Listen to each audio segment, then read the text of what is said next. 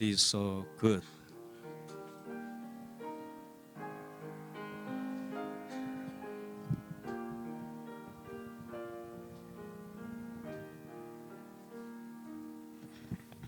God is so good. God is so good. God is so good. He's so good to. He saved my soul. He saved my soul. He saved my soul. He saved my soul. He is so good to me. 우리 지난주에 이너 힐링, 내적인 치유를 사실 하루 종일 강의해야 되는 걸 한 30분, 25분 정도 해서 줄여서 말씀드렸는데 오늘은 뭘 할까 이렇게 저는 매일마다 성령님께 묻습니다. 설교할 때도 그렇고 주일 설교도 주님 신구약 성경 중에 많은 말씀 중에 뭘 할까요? 이렇게 성령님께 물어보는데 여러분이 뭘 할 때마다 성령님께 물어보는 게 중요해요. 물어봐야 돼. 아무 대답이 없는데 기다려야 돼.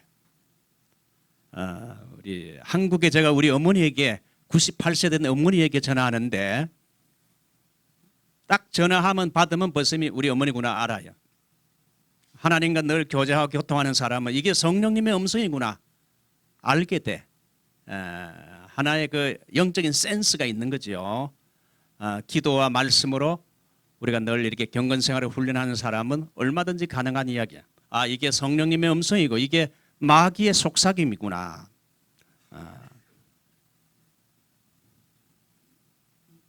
우리 송 집사님이 뭐 피아노 원래 워낙 잘 치시는 분인데 여기서 다쳐가지고 뭐 이렇게 피아노 이렇게 치는데 아프다 그래서 갑자기 마음속에 어떤 생각이 드는가 하면 이 피지컬 힐링에 대해서 메시지를 전해야 되겠구나.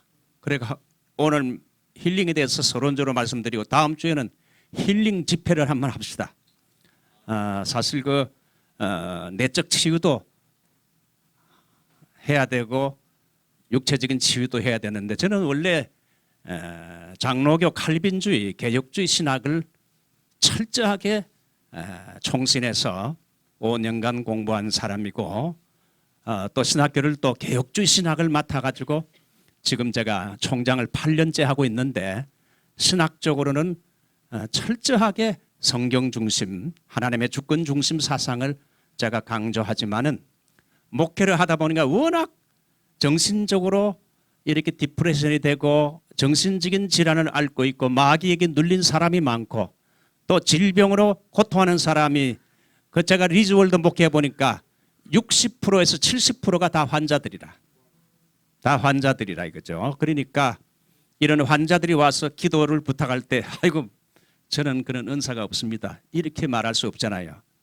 무조건 믿음으로 행해야 돼. 제가 미국 이민 목회 40년을 하면서 깨달은 것은 내가 은사가 없다고 아픈 사람이 기도해 달라 할 때 기도를 거절해서도 안 되고 믿음으로 담대하게 기도해야 된다.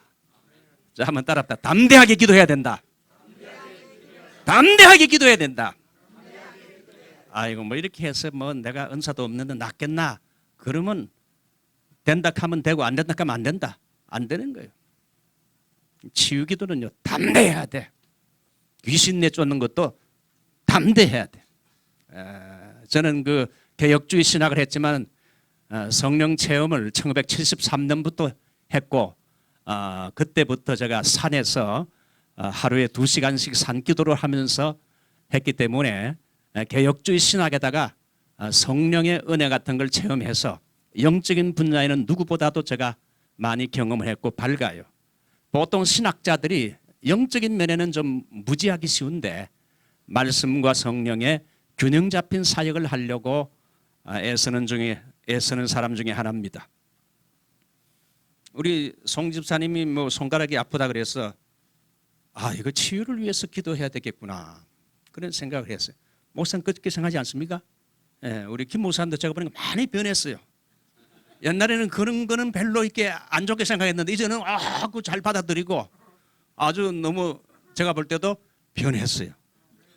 그래서 우리가 이번 주간은 오늘은 제가 치유에 대한 여러분 특강을 아주 서론적인 것만 말씀드리고 다음 주에는 아주 프랙티컬한 거 그렇게 하면서 실제 한번 우리 일주일 동안 기도 많이 하고 와가지고 다음 주간에 한번 치유 집회를 하고 우리 집 사람도 그 손가락에 2개의 관절염이 있어요. 우리 어머니가 98세가 돼가지고 언제 돌아가실지 모른다 해서 여보 이제 마지막이 될지 모르니까 같이 가자 해가지고 같이 가서 밤을 갖다가 한 2-3시간 까줬어. 요거로 계속해서 밤 까주다가 관절염이 생겼어. 지금도 뭐 이거 여기다 뭐 붙여가지고 막 뜨겁게 해가지고 그것도 하는데 그것도 안 나. 그래서 당신 기도해야 되겠다. 제가 보니까 이 근처에도 보면 여기 계신 분들 가운데도 거의 한 50%가 환자들이 있는데 다 자기 지병이 있잖아요. 나이가 60이 넘으면 아웃 오브 레인지 없는 사람이 거의 없어요. 저도 1-2개 있어요. 보통 한 3-4개는 괜찮아요. 그래서 우리가 이제 치유를 위해서 좀 다음 주에는 특별히 기도하면 좋겠다.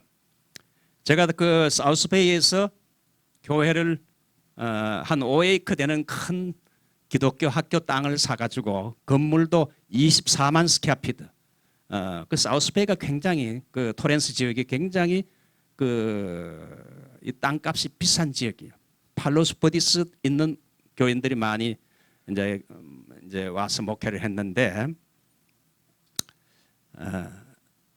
국민학교, 중학교, 고등학교가 있는 교실 중에 국민학교 교실 6개를 터가지고 본당을 짓고 이제 거기에서 이제 목회를 했는데 본당을 짓고 이렇게 하면서 이제 계속 스포트라이트가 그냥 5개, 6개, 7개 막 계속 주일마다 설교할 때마다 비추니까 그러니까 이 사람의 눈이 이게 제대로 돌아가겠어요? 그 밝은 눈 이거 설교자가 계속 스포트라이트를 쫙 해서 하니까 막 눈이 부시는데 그걸 그냥 그래도 해야 되니까 그러니까 눈이 아픈 거예요. 이 눈이 너무 아파서 그 병원에 예약을 했어요. 이제 병원 가야 되겠다 생각하던 중에 그때 에릭 홀자필 목사라고 에릭 홀자필 목사를 이제 치유 집회 강사로 초청해서 우리에게 와서 한번 당신이 금요일 밤에 한번 인도하라 해서 그분이 이제 설교를 다 마치고 뭐 안수기도 한 것도 아니에요. 아프신 분 있으면 다 자기 아픈 곳에 이 시간 손을 얹고 한번 같이 기도합시다. 제가 눈이 너무 아파가지고 다음 주에 병원에 가려고 안 가려고 했는데 그 눈이 아픈 데다 손을 얹고 이렇게 다 같이 통성기도 합시다. 아픈 곳을 잡고 통성기도 딱 하고 뭐 이래가 설마 낫겠나는 생각도 있었지만 그래도 믿음으로 손을 얹고 이렇게 깨끗하게 나와버렸어. 뭐 치유라는 것이 뭐 반드시 믿음으로 행하면 돼요. 우리 송 집사도 한번 해봅시다. 우리 두 사람도 해보고 아프신 분 한번 손 들어보세요. 아픈 데가 있는 분? 아프신 데가 있는 분? 뭐 많죠. 예. 우리 교회 장로님이 지금 여기 2분 계시니까 좀 미안하기도 합니다. 우리 장로님 2분은 다 넥타이 메고 왔는데 나는 목사가 이렇게 캐주얼하게 원래 목사님 캐주얼하게 하기로 했잖아요. 여름에는 좀 캐주얼하게 한다 그래서 넥타이 안 메고 한 거 여러분이 좀 양해를 해주시면 고맙겠습니다. 자, 여러분 그 프린트물 다 받으셨나요?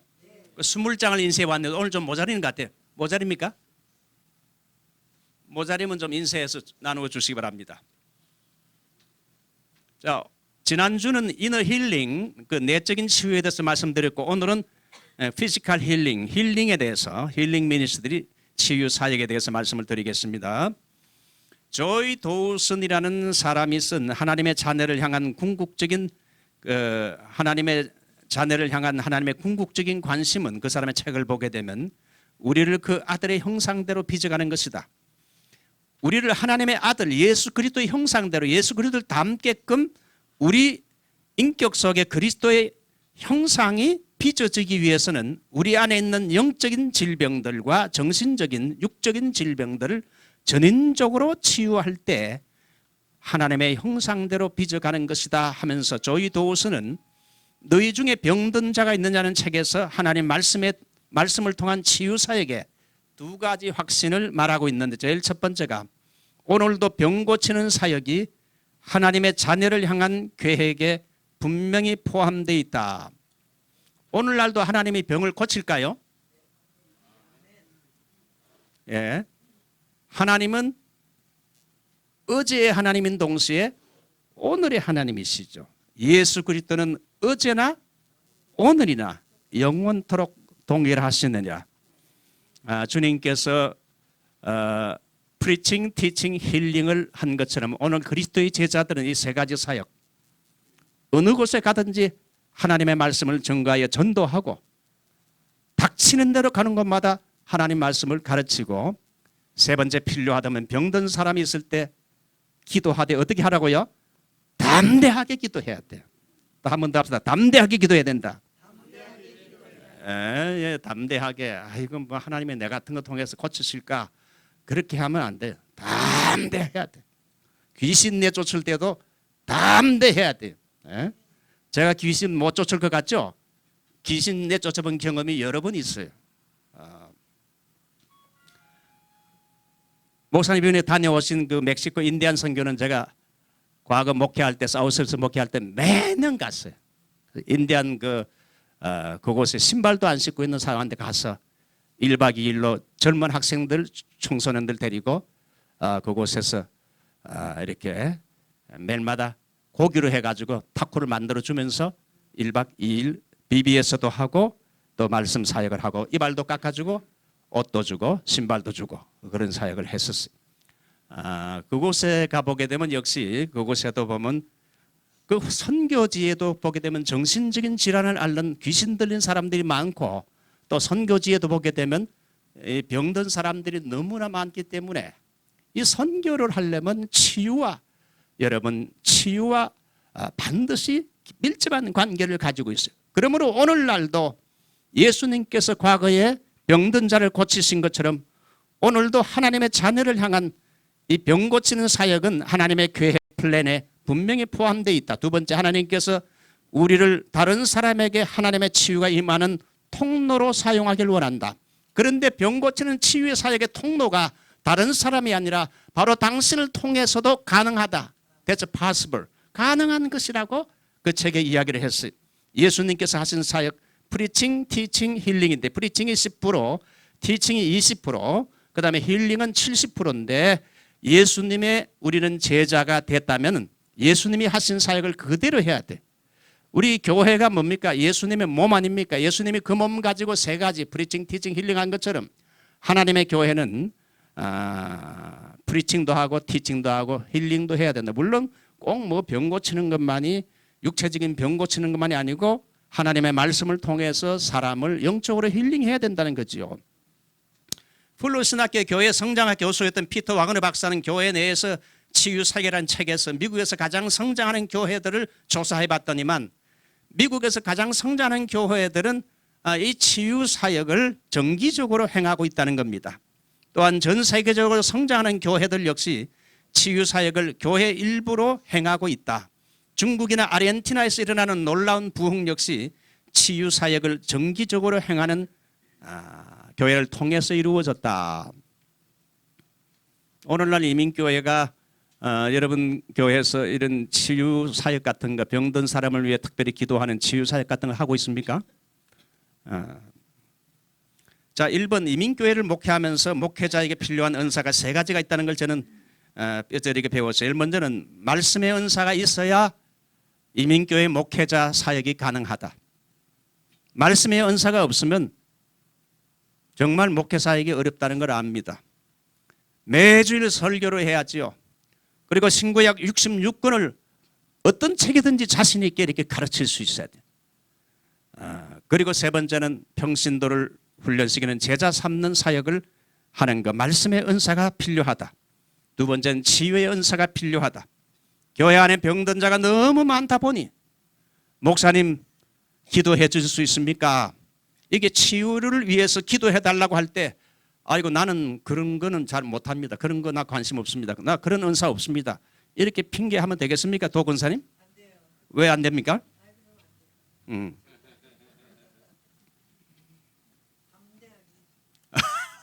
이 답을 깨달았네. 예. 나 그런 거 모릅니다. 나는 그런 거는 내가 뭐 개혁주의 신앙했기 때문에 그런 거는 안 합니다. 그러면 안 되죠. 어떻게 해야 된다고요? 담대하게 기도해야 돼. 질병을 꾸짖으면서 담대하게 기도해야 돼. 병든 자가 있으면 성경도 보면 교회에 장로들을 청할 것이요 했죠. 여기 장로는요 일반 장로님이 아니고 목회자입니다. 병든 사람이 있으면 목회자를 초청해서 기도할. 요즘 교인들은 어떻습니까? 뭐 병들면 무조건 병원에 갑니다. 우리 리즈월드도 보면 병들면 뭐 99%는 다 병원이에요. 목사님에게 가서 기도해 달라는 사람 많지 않아요. 허 장로님 맞습니까? 틀립니까? 우리 교회 장로님이신데요. 우리 장로님 맞습니까? 이 장로님도 우리 교회 장로님인데. 예. 사실 성경 보게 되면 병들면 먼저 목회자에게 신방을 받으라 그랬어요. 목회자는 기름을 바르며 위하여 기도할지니라. 치유를 위해서 기도하라 이거죠. 세 번째 이민교회를 목회하면서 보니까 필요한 것이 예수님의 마음이 있어야 돼요. 예수님 마음을 품고 목회하지 않으면 목회를 못해요. 자기 자존심 때문에 자존심 가지고 목회하면 여러분 교회에 남는 사람이 10명도 안 남아요. 그래서 참 온유 겸손 남을 불쌍히 여기고 또 용서해야 돼. 어떤 때는 보기 싫은 사람도 있어요. 저 사람은 우리 교회 안 나왔으면 좋겠다는 사람도 있는데 그래도 그런 사람을 끼고 해야 돼. 이 사람 저 사람 출입게 되면 몇 살밖에 안 남다고요? 10명밖에 안 남아요. 10명. 자기 식구들하고 몇 명. 예수님의 마음을 가지고 해야 돼요. 자, 두 번째 치유 사역의 네 가지. 제일 먼저 영적인 치유가 있어요. 스피리추얼 힐링 이게 제일 중요하죠. 이 영적인 치유가 뭡니까? 우리가 하나님께 우리의 죄를 자백하면 저는 미쁘시고 의로워서 우리 죄를 사하시며 우리를 모든 불의에서 깨끗게 하실 것이요. 우리의 이 죄가 용서함 받는 것, 회개하여 용서함 받는 것이 가장 중요한 치유. 영적인 치유. 우리가 예수님을 믿고 회개함으로 말미암아 우리의 모든 죄가 용서함 받았죠. 과거의 죄, 현재의 죄, 앞으로 미래에 지을 죄까지 십자가가 다 용서해 줬어요. 그래서 우리가 구원을 받았습니다. 영적인 치유. 회개하면 즉시 용서함 받는 영적인 치유. 다윗도 회개하니까 나단 선지자가 하나님께서 당신의 죄를 사하셨나이다. 바로 right now. 회개하는 즉시 용서함 받았다 그랬어요. 두 번째는 내적인 치유. 지난주에 말씀드렸죠. 그 사람에게 과거부터 어떤 인간관계에서 어떤 권위자에게 받은 상처들, 이런 상처가 지워지지 않고 1년, 2년, 5년, 10년 계속 그 상처를 마음에 지니고 있으니까 작은 상처가 큰 상처가 되고 깊이 들어가서 깊은 상처가 되고 쓴뿌리가 되고 그것이 내게 견고한 진이 돼가지고 나중에 질병도 일어나는 경우가 많아요. 그래서 때로는 여러분 기도했는데 질병이 안 낫는 것은 그 사람의 내적 치유를 해서 그 사람의 상처의 질병의 원인이 뭔가를 한번 밝히는 게 중요해요. 자, 세 번째가 육체적인 치유, 육체적인 질병을 치유하는 사역. 네 번째가 딜리버런스, 축사입니다. 영적 치유, 내적 치유, 육체적인 치유, 축사. 축사는 뭡니까? 귀신들을 추방하는 사역입니다. 여러분 축사 사역을 해보셨습니까? 귀신 들린 사람과 한번 영적인 전쟁을 해보셨습니까? 여기에는 많은 기도와 금식이 필요하고 이런 축사 사역을 하려면 목사가 하다 보면 추해져요. 목사도 추해져 버려요. 귀신에게 소리 질려야 되고 하니까 이게 추해져. 그래서 이거는 하나의 이런 치유 사역은 팀이 필요해요. 치유 기도 팀이 필요해요. 그 사람들 가운데는 또 은사가 있어가지고 축사를 잘하는 은사가 축사 연사를 가진 사람이 있어요. 그건 또 그 사람에게 맡기면 되는 거예요. 자, 그래서 따라합다. 영적 치유, 내적 치유, 육체적인 치유, 축사, 귀신을 추방하는 거. 여기 미국의 이민의 삶을 살다 보면 너무 스트레스가 많고 디프레션이 심하고 우울증 환자도 많고 그러다 보니 악한 영에 사로잡힌 사람들이 여러분 가끔씩 교회 안에도 있을 수 있습니다. 이런 축사가 되어줘야 돼요. 자, 육체적인 질병의 치유에는 안수기도도 있고 목회자가 기름을 발라 안수한 게 있고 말씀 선포로 고치고 기도에 바울은 얼마나 희한한 능인지 바울이 다 신방 갈 수 없어 바쁘니까 바울이 가지고 있는 손수건을 가지고 환자에게 가서 손수건을 딱 얹으니까 나음을 받았어요. 기도의 천. 그다음에 예배. 정말 성령 충만한 예배. His presence brings healing. 하나님의 임재가 충만한 예배는 힐링이 반드시 있다. 영적인 힐링, 정신적인 힐링, 육체적인 치유가 있을 수 있다. 그다음에 찬양. 찬양을 많이 했더니만 여러분 묶인 것이 다 풀어졌다 그랬죠. 묶인 것이 풀어졌다. 바울과 실라가 하나님을 찬양했더니만 완전히 묶인 것이 옥문이 열리고 이렇게 진동이 일어나게 되면서 묶인 게 다 릴리즈 됐어. 바인딩 된 것이 릴리즈 됐다 이거죠. 그 다음에 믿음의 은사. 내가 은사를 안 받았고 치유 은사 없어도 내가 믿음으로 기도하면 answered prayer. 기도의 응답으로 병든 자가 고침받는 일들이 있다 이거죠. 넘기세요. 자, 치유를 경험하려면 어떻게 되는가? 치유를 믿어야 돼. 오늘날 여러분 보수 신학을 한 사람들 보면 치유를 안 믿어요. 죄송하지만 80%가 안 믿어요. 그거는 그때 시대 때 되어진 일이고 지금은 그런 일이 있을 수가 있나? 그건 성경 시대에 있었던 것이고 과거의 예수님은 지금의 오늘도 예수님이 되심을 믿어야 돼요. 잘못된 성경 해석의 영향인데 고린도서 13장 8절에 10절을 보면 온전한 것이 올 때는 예언도 폐하고 방언도 폐하고 지식도 폐하고 다 한다. 여기 온전한 것이 뭐냐? 어떤 사람은 이걸 갖다가 성경 말씀으로 해석을 했어요. 그러니까 성경 말씀이 정경으로 나온 후로는 예언도 없고 방언도 없고 다 그 가짜다. 그래서 이 말씀을 믿는 사람은 오늘날 방언 같은 거 다 그 엉터리다. 그 새빨간 그 마귀 역사다. 이거 싸잡아 가지고 뭐라고 하는 사람이 있는데 여러분 그 성경 해석을 잘못한 거예요. 여기서 온전한 것이 뭐냐? 그 성경 보게 되면 그때에는 얼굴과 얼굴을 대면해 볼 것이요. 고린도서 13장. 여기 온전한 것이 뭡니까? 예수님의 재림이 올 때는 우리 눈과 그분의 눈과 같이 페이스 투 페이스 대할 수 있다. 그래서 온전한 것은 성경이 아니고 예수님의 재림으로 해석해야 되는데 이걸 성경으로 해석해 가지고 성경이 완성된 이유는 그런 은사나 치유나 이런 것들은 다 없어졌다, 패한다. 그건 다 마귀가 주는 것이다. 그렇게 말하는 사람 들어봤습니까? 그렇게 말하는 사람 꽤 있어요.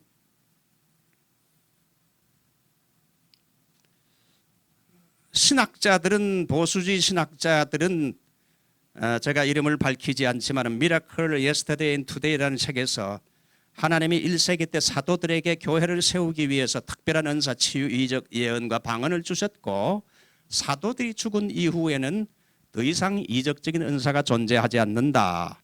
그래서 신학자들은 오늘날 여기 웨스트민스터라든지 이런 여러분 세대주의 신학교 같은 데서 신학자들은 그 방언의 은사를 인정 안 해요. 그 방언하시는 분 꽤 있죠. 방언만이 은사가 아니고 여러 가지 은사가 있죠. 저도 과거에 벌써 이미 한 40 몇 년 전에 방언의 은사를 받아서 지금도 오늘도 내가 설교하기 위해서 방언 기도를 30분 하고 왔는데 방언이 없다는 거야. 자기가 체험하지 않으면 이건 아무리 설명해도 신학적으로 이렇게 도무지 이해를 시킬 수가 없어요. 메스터 세미나리의 존 메가드는 사도들이 교회가 세워진 후에는 그 모든 은사는 끝났다. 시즈드.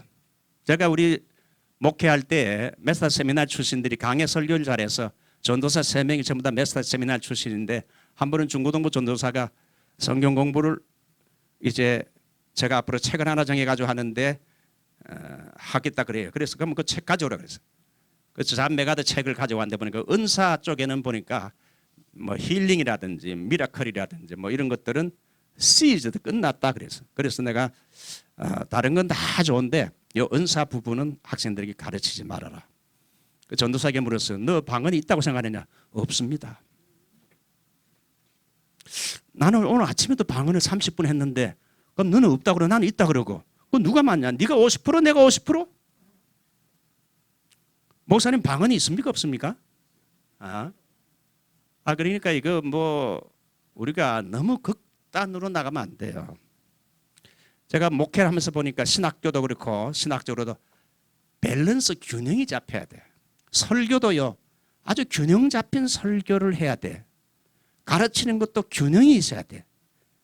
말씀과 성령의 이 균형이 안 잡히면요 극단적으로 가르쳐요.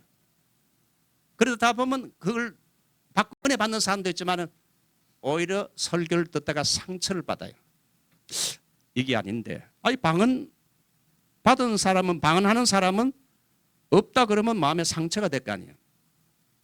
그러면서 어떤 생각이 듭니까? 자기가 그걸 체험 안 해보니까 저런 말을 하지. 아직 영적인 세계를 우리 목사님은 모르는구나. 그때부터는 설교가 안 들어와요. 그래서 목회자는요 다양한 신학적인 지식과 또한 다양한 기도를 해서 많은 은사를 경험해야 교인들을 균형 있게 가르칠 수 있어요. 자, 치유사역에 관한 잘못된 견해들. 제일 먼저 치유은사는 사도시대에 끝났다.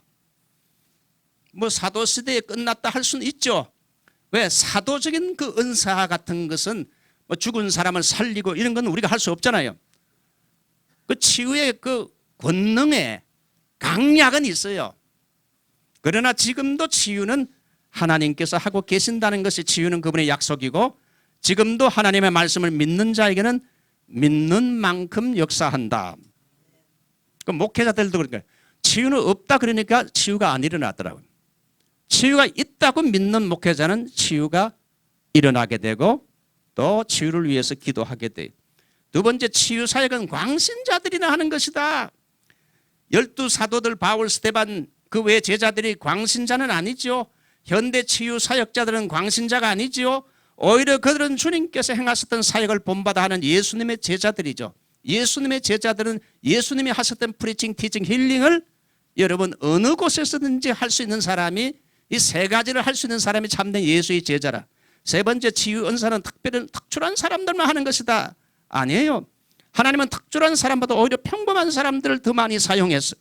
내 자신이 연약하고 부족하더라도 하나님 쓰시기에 합당하게 쓰임되면 가능하다. 네 번째, 내가 치유 은사를 안 받았는데 내가 병자를 위해서 기도할 수 있는가? 어떻습니까? 내가 치유 은사를 안 받았는데 내가 병자를 위해서 기도할 수 있는가? 저도 과거에 이것 때문에 고민을 많이 했어요. 자, 한번 꼭 읽어보죠. 병자를 고치기 위해서 굳이 치유 은사가 필요한 것은 아닙니다. 예컨대 영분별의 은사가 없다고 영분별을 하지 말라는 법은 없어요. 내가 음악가가 아니라고 악기를 다루지 못한다거나 노래를 부르지 말라는 법은 없지요. 우리 한 장로님도 음악가는 아니잖아, 그죠? 그런데도 얼마나 담대하게 부르는지 몰라요. 음악가가 아니라고 노래 부르지 말라는 법이 어디 있어요? 우리 집사람 있지만 요리사가, 우리 집사람은 정식 요리사가 아니지만은 요리사가 아니라고 맛있는 요리를 남편을 위해서 하지 말라는 법이 어디 있어요? 요리할 수 있지요.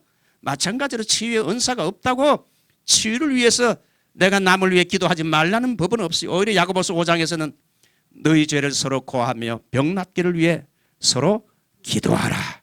의인의 간구는 역사하는 힘이 많으니라. 마가복음 16장 17절 믿는 자에게는 이런 표적이 따르니 병든 사람에게 손을 얹은 적 날이라. 저는 그 치유 사역 같은 걸 할 때 이 마가복음 16장 17절을 10번 20번 반복해서 암송을 하고 낭독을 합니다. 믿는 자에게는 이런 표적이 따르니 손을 얹은 적 나으리라. 믿는 자에게는 표적이 따르니 병든 사람에게 손을 얹은 적 나으리라. 계속 하나님 말씀을 약속을 주장하면서 기도하는 거죠. 다섯 번째, 치유 사역은 목사들만 하는 것이다. 주님은 물론 목사들만 치유 사역 하라고 말씀하지는 않았어요. 그건 믿는 자들은 누구나 하도록 명령했어요. 현재 미국, 아르헨티나, 캐나다, 유럽, 아프리카 등지에서 대대적인 치유 사역을 하는 사람은 신학교 문턱도 밟아보지 못한 사람이 많아요.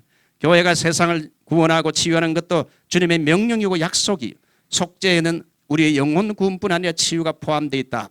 니키 건블이라는 사람이 쓴 인생의 의문점이라는 책을 보게 되면 이런 경험이 나와요. 한 번은 일본인 소녀가 나와 내 아내에게 내가 좀 아프니까 좀 기도해달라고 이렇게 부탁을 했어요. 그래서 이 목사님과 그 와이프가 함께 그녀에게 손을 얹고 그녀를 위해서 간절히 기도했습니다. 그리고는 기도한 후에 될 수 있는 대로 그 여자를 만나지 않으려고 노력을 했어요. 왜? 기도했는데도 안 나았다 그러면 내가 어떻게 설명할 거예요? 피차간에 서로 입장 곤란할 거 아닙니까? 응?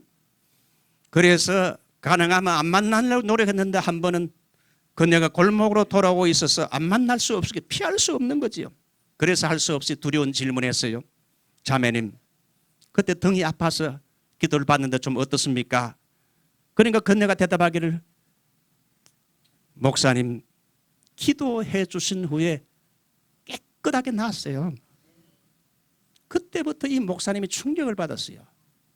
내가 이 목사가 되었어도 믿음이 없구나. 남한테 기도해 주고도, 예수님의 이름을 기도하고도 안 나았을까 봐 창피해가지고 부끄러워가지고 그 묻지도 않고, 그때부터 이분이 치유에 대한 이런 깊은 관심을 가지기 시작했어요. 저 역시 미국 이민 목회를 한 40년 하면서 교인들이 자신의 아픈 병을 위해 기도해 달라고 하면 기도해 주고는 그 후에는 결과가 어떻게 됐는가를 안 물었어요. 왜? 시간이 지나고 이제 그러다가 기도했는데 안 났다 그러면 마치 목사 권위가 더 떨어지는 것처럼 보이니까 서로 입장 곤란하고, 그래서 어떤 때는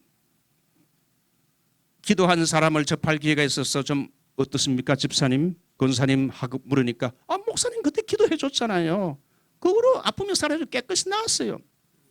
이렇게 고백하는 사람이 한두 명이 아니라 많이 경험을 했어요. 그거 보니까요, 꼭 저 같은 목사만이 아니라 누구든지 그 믿음으로 담대하게 기도하면, 여러분 역사는 하나님이 하시고 책임이 내게 있는 게 아니라 나는 그냥 믿음으로 손 얹을 뿐이고, 낫고 안 나는 건 누가 합니까? 하나님이 하시죠. 내가 고친다 그러니까 사람이 자꾸 쓸데없는 생각을 하는 거예요. 치유 사역에 관한 잘못된 관념, 항상 적석에서 낫는다, 기도하면 적석에서 낫는다. 물론 적석에서 낫는 경우도 있지만 항상 적극적이지는 않아요. 기도 후에, 여러분 기도 받은 후에 병의 힘이 스탑이 되는 거예요. 그러면서 어떤 과정을 거치는 경우가 있어요. 어떤 분은 기도 받고 나서 밤이 지나면서 아침에 낫는 분도 있어요. 마가복음 16장 18절에 병자에게 손 얹은 나으리라는 것은 급속한 회복이 그때부터 시작이 된다는 걸 해석을 해야 돼요. 어느 권사님이 병원에 갔는데 난소에 혹이 있어서 새벽에 와서 이제 목사님 좀 기도해 주세요. 그 틈틈이 새벽 기도하게 되면 내 옆에 와서 안수 기도를 받았어요. 6개월 후에 반으로 줄어들고 6개월 후에는 완전히 낫게 됐어요. 제가 아는 권사님은 유방암에 걸렸는데 치유가 거의 불가능할 정도로 유방암이 특별한 암이라, 그래서 의사가 진단을 내렸지만은 틈틈이 간절히 안수기도를 하고 키모도 받으라 그랬어요. 안수기도와 키모를 받았는데 점점 그 유방암이 작아지면서 나중에 완전히 나아서 교회 봉사를 지금 잘하고 있어요. 두 번째, 이 치유는 항상 영구적이다 생각하면 안 돼. 병이 나았는데, 목사님의 기도로 나았는데 나중에 또 재발할 수가 있어요. 그러면 마음속에 회의가 든다고. 여러분 병이 나았지만 밑에 깔려있는 내적인 문제와 믿음 생활을, 경건 생활을 잘하지 않으면 다시 재발할 수 있어요. 예수님도 38년 된 병자에게 더 심한 것이 생기지 않도록 다시는 죄를 범치 말라. 죄 때문에 온 병인데 또다시 네가 같은 고범죄를 계속 같은 죄를 지으면 다시 또 병이 올 수 있다. 더 심한 것이 올 수 있다고 주님께서 경고했지요.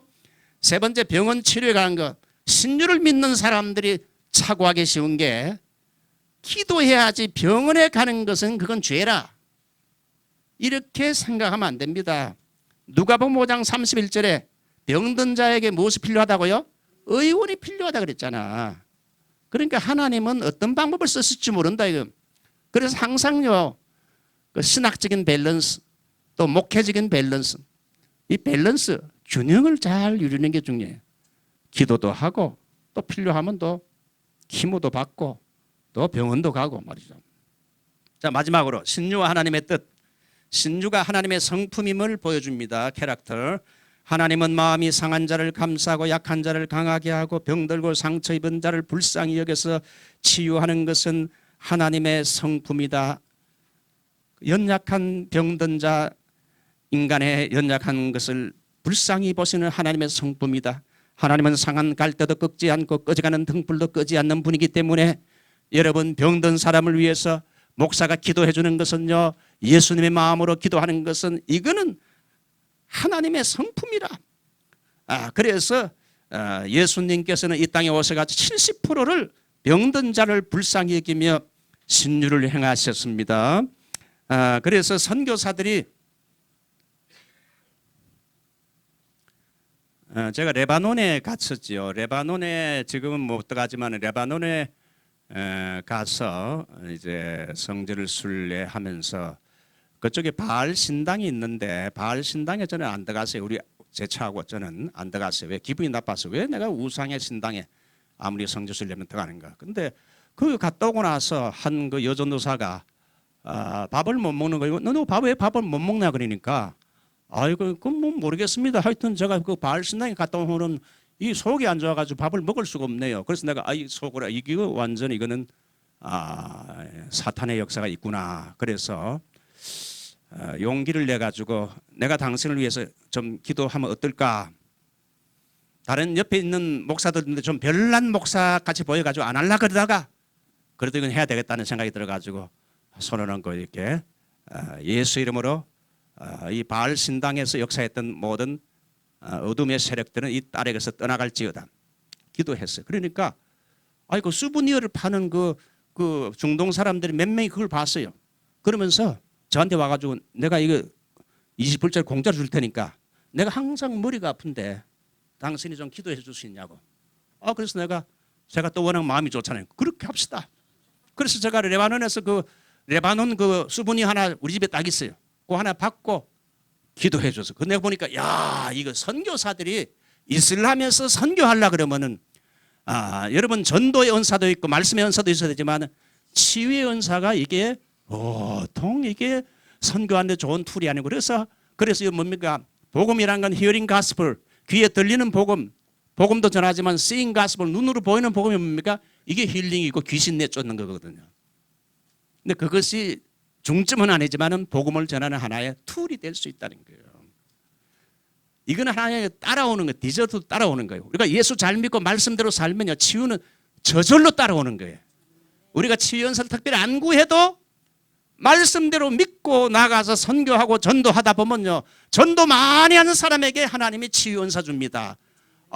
전도는 하나도 하고 나 치유 은사 주세요. 안 줘요. 성령님이 그 뜻대로 주기 때문에 전도 많이 하는 사람에게는 치유가 필요하다. 왜? 전도를 위해서. 그래서 하나님이 선교사들 전도 많이 하는 사람들 실비치 계신 분들 전도 많이 하면요 나도 치유의 은사가 있어요. 제가 한 번은 하버에 토렌스 하버에 하버 병원이 있잖아요. UCLA 병원 있잖아요. 그래서 이제 교인이 신방 아픈 사람이 있어가지고 마치고 이렇게 나오는데 보니까 한 분이 이렇게 딱 이렇게 해가지고는 있어요. 기도해 드립니다. 기도해 드립니다.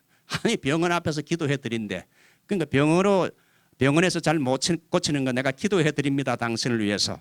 그래가지고 사람들을 기도해 주는 거 봤어요.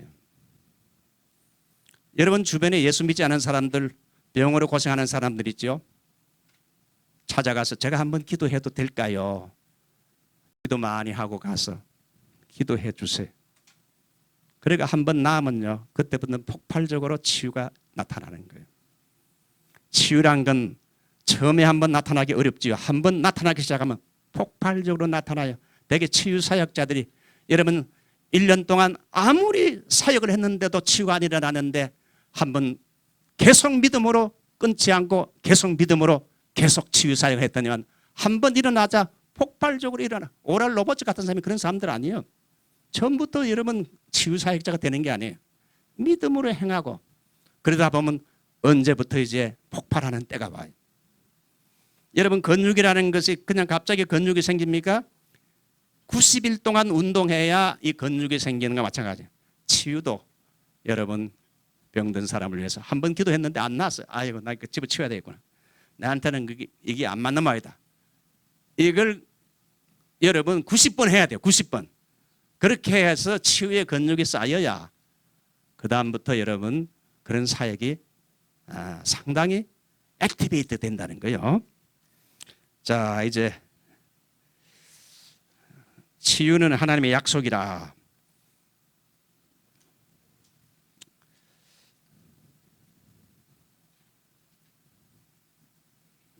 여러분 그 베드로전서 2장 24절을 보니까 예수님이 친히 나무에 달려 우리 죄를 담당하셨으니 이는 우리 죄에 대하여 죽고 의에 대하여 살게 하려 하심이라. 그가 채찍에 맞음으로 너희는 나음을 얻었나니. 여기 자세히 보니까 두 가지요.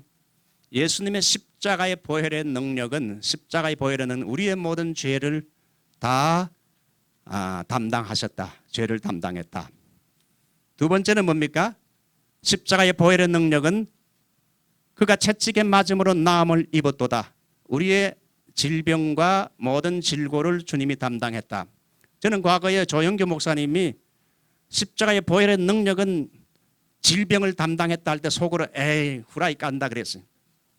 우리 죄를 담당했지 어떻게 질병을 담당했는가 그렇게 생각하다가 여러분 제가 성경 마태복음 8장을 읽다가 내가 하나님께 회개했어요. 자, 마태복음 8장 한 장 읽어볼까요?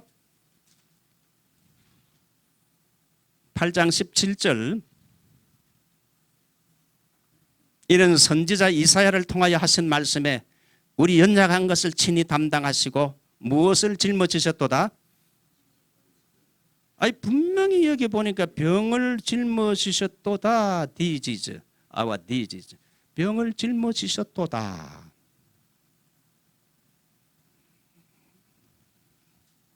무식한 놈이 용감하다고 무식한 놈이 자꾸 목사를 비판하고 그래요.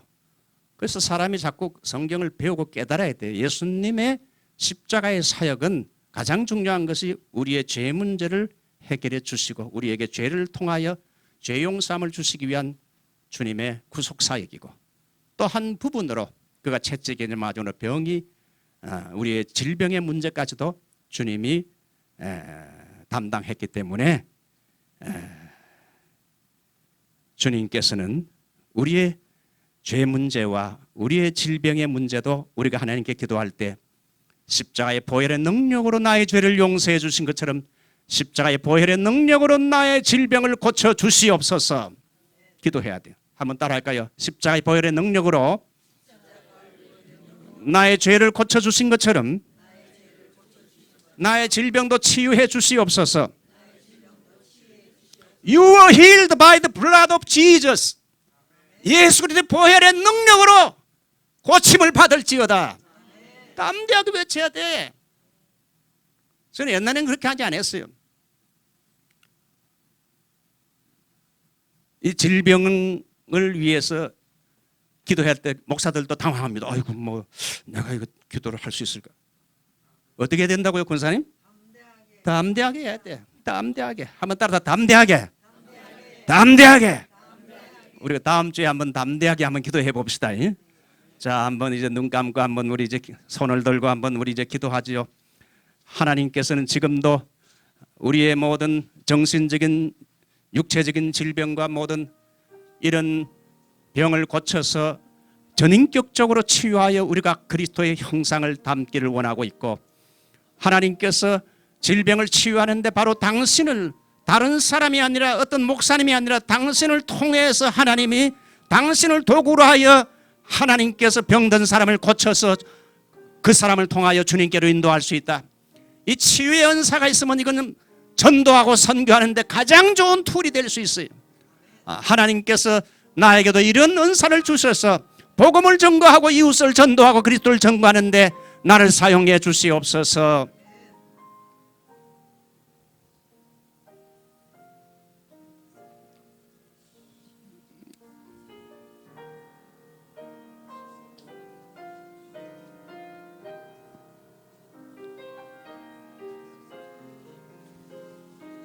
내 주의 보혈은 내 주의 보혈은 정하고 정하다 내 죄를 정케 하신 주 나로라 하신다 내가 주께로 지금 가오니 십자가의 보혈로 날 씻어 내가 주께로 내가 주께로 지금 가오니 십자가의 보혈로 십자가의 보혈로 날 씻어 줍소서. 하나님 아버지, 이 시간도 주의 성령께서 이 가운데 와 계심을 감사합니다.